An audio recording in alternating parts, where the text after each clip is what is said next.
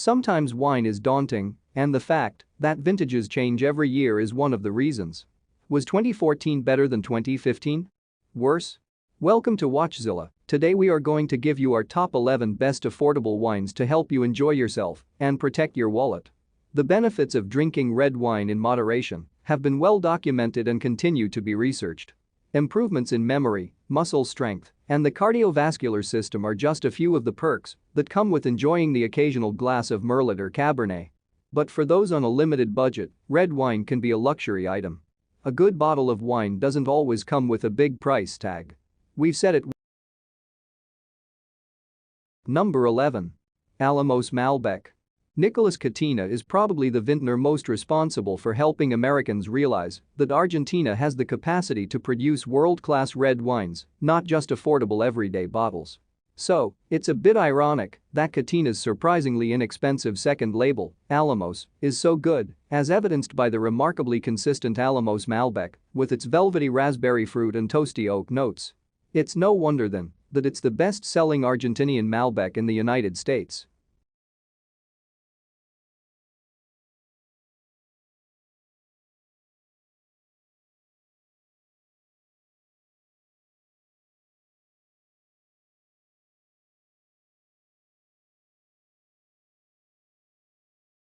Number 10. Columbia Crest H3 Cabernet Sauvignon. Wine Spectator showers this Cabernet Sauvignon with critical acclaim year after year, or should we say vintage after vintage. The H3 stands for Horse Heaven Hills, the remote Washington state region where the grapes for this perennially impressive value red are grown. It's a bold number with black fruits complemented by vanilla and spiced herb subtleties. It's substantial, with ripe black cherry fruit and substantial but streamlined tannins, a great steak wine for less than the price of a great steak, in fact.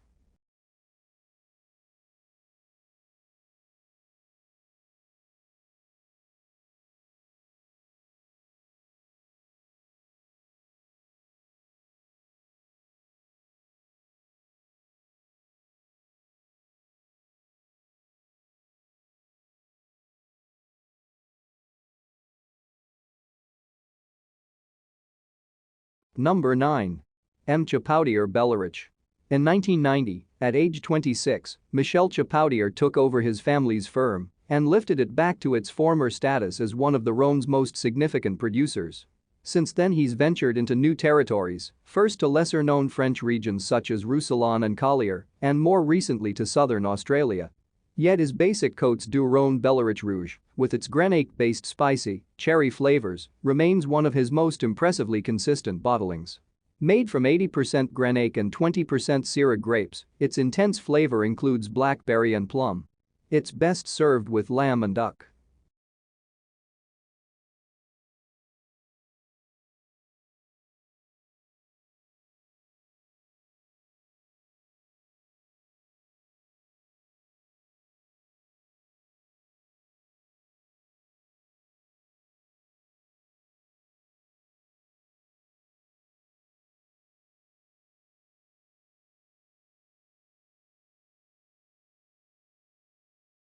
Number 8. De Mahon Arante Sangiovese. As a top-rated pick that has a true earthy flavor, reviewers say you'll be hard-pressed to find another wine that is bold and flavorful under $10. De Mahon Arante Sangiovese is a 100% Sangiovese grown in the Ramatello and Martarossa vineyards in Italy.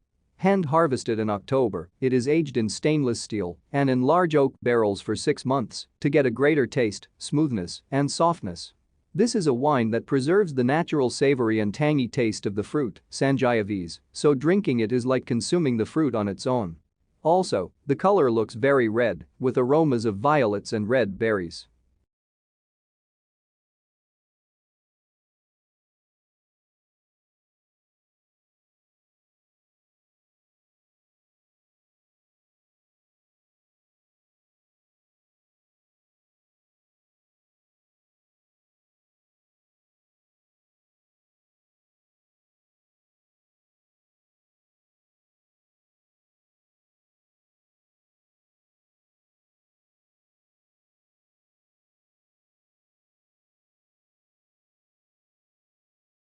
Number 7. Bogle Petite Syrah.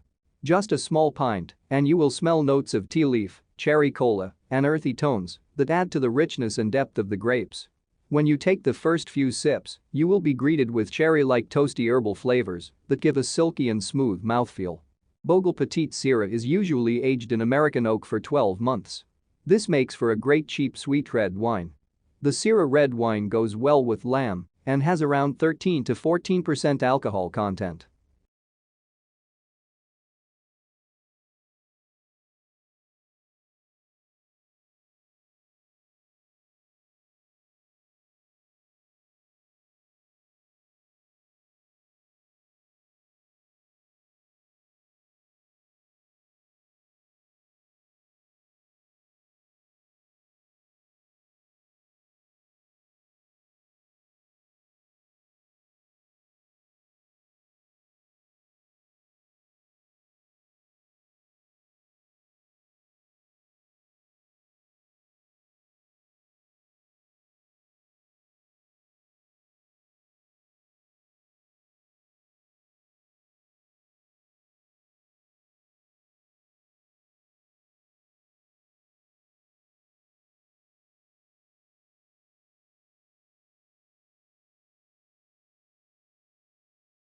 Number 6. Campo Viejo Tempranillo. Coming from Spain, the Campo Viejo Rioja Tempranillo has soft, supple, clean lines similar to Pinot Noir but with a spicy punch. You'll taste cherry, vanilla, and a hint of coffee. If you are in Spain or want to enjoy this red wine to the fullest, we recommend pairing it with grilled veggies, meat, pasta or tapas. It's smooth and balanced and perfect to drink when you're serving lamb or beef. This wine has 13.5% alcohol by volume.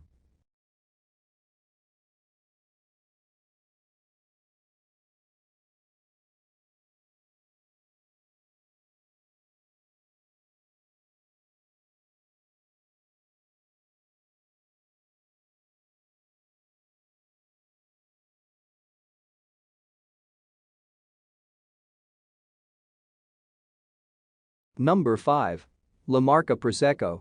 Here's the perfect brunch bev that plays well with others. Prosecco is sparkling white wine from Italy, and few brands make it as well as La Marca. Grab the Age if you're going the mimosa route or Aperol if you're more in the mood for a spritz. BTW, this Prosecco is citrusy and not too sweet.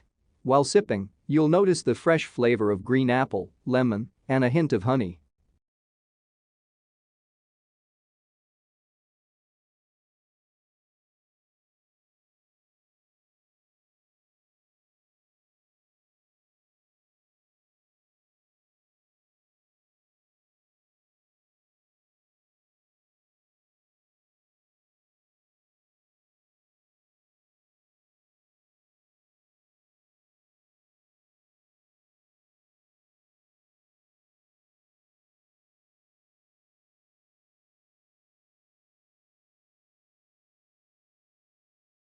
Number 4. La Crema Sonoma Coast Chardonnay.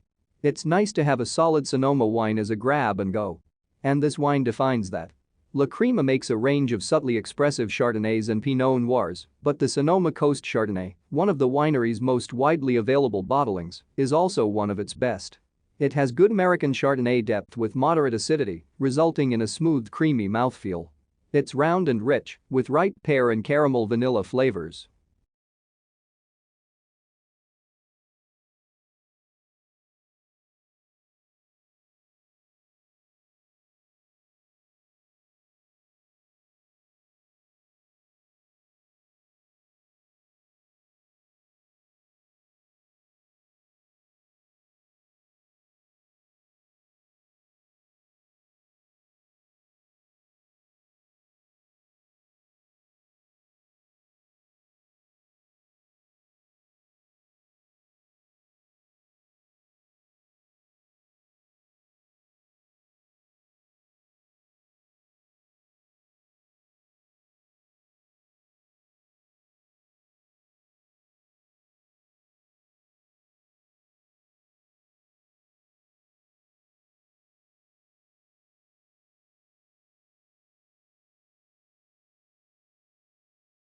Number 3.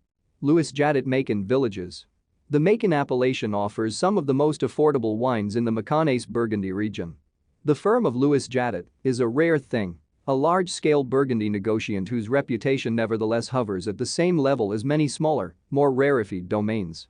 This is in part thanks to the sure hand of winemaker Frederick Barnier, but partly it's because of the integral quality of the company's fruit found even in basic bottlings like Jadot's crisp, floral, lime-infected Macon villages.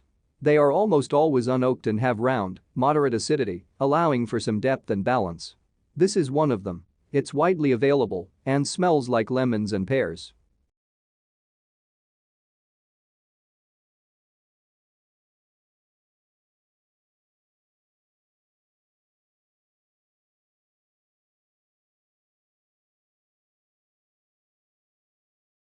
Number 2.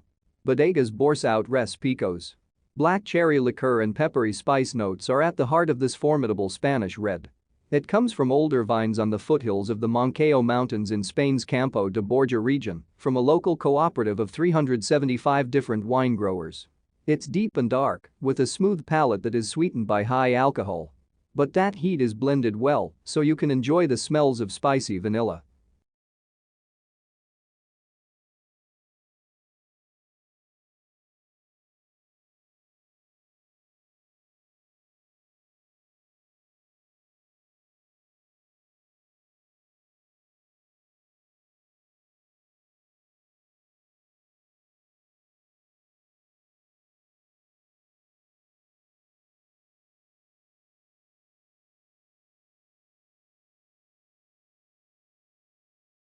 Number 1.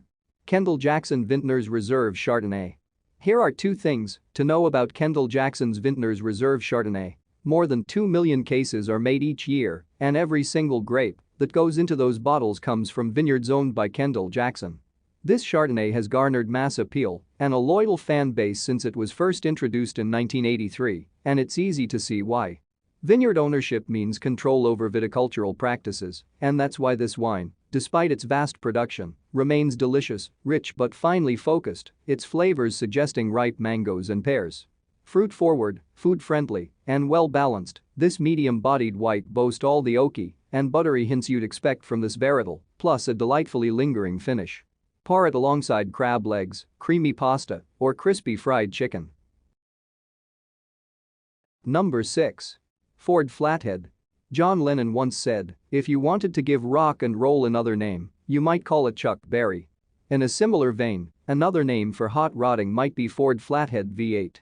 Henry Ford's remarkable L-Head 8 is the cornerstone of the American performance scene and the foundation for all that has followed. Flathead experts like to differentiate the 32 to 37 engines with 21 head studs per bank from the 38 to 53 units, which use 24 studs. Also, the twin water pumps were located in the cylinder heads through 36, while from 37 onward they were mounted in the block. Know your flatmotor lore. How could the legendary Flathead rank so low? Because by today's standards, it doesn't make any power, but at least it's expensive to build. Number 5. BMW 4.4L Twin-Turbo V8. Also known as the BMW N63 engine, the 4.4L twin-turbocharged V8 engine is very impressive, showing off how fantastic BMW is at producing refined engines that come with a lot of power. This massive engine power the best of the racing series car M by BMW, which is M5, which is just made for track as well as for the street. The powertrain has undergone a lot of updates since its introduction in 2008, with there being a lot of improvements to power and updates to the rev count. This beauty produces 575 horsepower and 500 pounds-foot of torque. The S63B44T4 update to the engine brings 591 horsepower and a maximum rev count of 6,700 RPM. Featuring in cars like the F90 M5 and the F96 X6M competition, the engine is suited to high-performance driving and in luxurious vehicles. Indeed, the 4.4L twin-turbocharged V8 engine is outstanding, and it shows off the refined building qualities of BMW, and with the brand continuing to make improvements to the engine, we hope it gets even better. Number 4. Chrysler 426 HEMI. Known as a HEMI due to the shape of the combustion chamber, the second-generation Chrysler 426 V8 is the holy grail of muscle car enthusiasts. With its NASCAR roots and drag racing history, this engine was famous from the start and was a mega hit. While the original 426 wasn't street legal or available to the public, it was so well respected and known for its great performance that Chrysler decided to make a civilian version. The original version came out in 1964. It was then banned after one season in NASCAR due to it not being available in a production vehicle. So, in 1965 Moper released a handful of drag racing cars that were available to the public to get the green light to use it in NASCAR once again. Later on, in 1965 it was released in quite a few street cars offered by Moper and was available until 1971. Affectionately known as the Elephant due to its large displacement and massive torque, cars with this engine often command premium prices on the auction block. A $605 option in 1969. Stock on the dynamometer it produced 433.5 horsepower and 472 pounds-foot of torque. This V8 engine is still used in drag racing today and is commonly seen in funny cars. Number 3. 6.2L HEMI SRT Hellcat Supercharged V8. Hellcat still stands out as the most powerful American V8 engine out there, and the reason is 6.2L Demon V8. This beast just produces 707 horsepower which is powered by a 2.4L supercharger tuned by AMG which just makes it a bomb. This beast is used in cars like Dodge Challenger and Charger and Jeep Grand Cherokee. The 2015 Dodge Challenger SRT comes with this fantastic engine, and its performance is out of this world. Going on to produce the 2021 6.2L HEMI high-output Hellcat Re-Day V8 engine that makes 797 horsepower, Dodge is leading the world in their engine creations, and the 6.2L HEMI SRT allowed to pave the way for this. In cars that are all about speed and performance, the engine is the correct choice, and it does it fantastically. Number 2. Chevrolet 350. We know you could have guessed it. The small block Chevy is hot rodding's universal soldier, produced in greater numbers, it is said, than any V8 engine in history, and raced everywhere from Daytona to Indy to Le Mans. First produced in 1967, the Chevy 350 is the best-known small block in GM's engine inventory. The so-called mouse is ubiquitous today, but in 1955 it was revolutionary, from its upside-down casting process to its sheet metal rocker arms. It is remarkably versatile and has powered everything from the Chevy Camaro to the Cadillac. It came in numerous horsepower and torque configurations and is also considered one of the easiest engines to rebuild with aftermarket parts. The last production version rolled off the line in a Chevy van in 2003. That very same engine will probably be powering a street rod sometime in the 22nd century. Before we continue, be sure to subscribe to our channel and ring the bell to get notified about our latest videos. Number 1. Chrysler 440. The Chrysler 440, known as Chrysler B, was produced from 1965 until 1978 at 375 horsepower. It was the last of the RB series engines. Notable cars it came in were the Dodge Challenger, the Plymouth Barracuda, and a lot of police cars and emergency vehicles of the era. Performance varies from year to year and between applications. From 1969 to 1971, a triple two-barrel Holley carburetor system was an option, and the high-performance version was rated at 373 horsepower, and the 446 pack produced 390 horsepower. Known as the six-pack or six-barrel, it was available in Plymouth Roadrunners and Barracudas as well as Dodge Chargers and Challengers. In the 70s, performance dwindled as emissions control took over along with different ways of testing horsepower. The 440 ended up only putting out 255 horsepower and was only for police duty. Do you agree with our picks? Check out this other recent clip from WatchZilla and be sure to subscribe and ring the bell to be notified about our latest videos.